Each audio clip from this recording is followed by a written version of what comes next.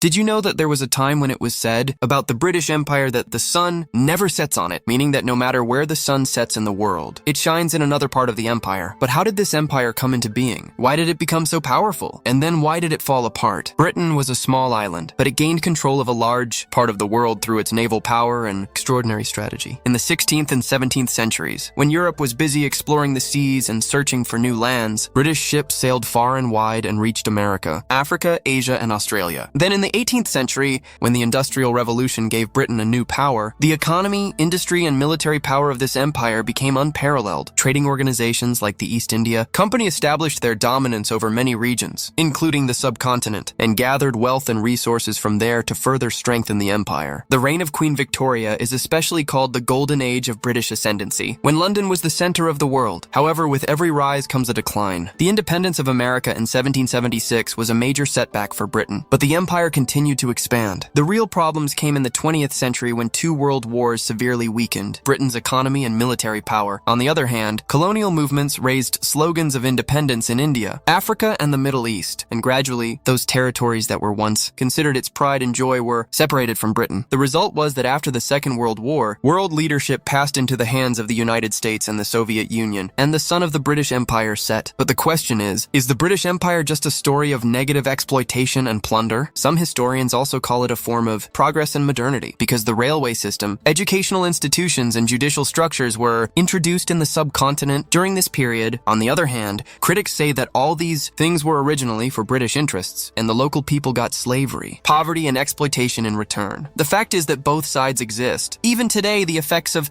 Britain's imperial power are clearly visible in the world's political map, global economy, languages, and culture. After all, one important question remains. Will today's superpowers suffer the same fate as the empire on which the sun never sets once did?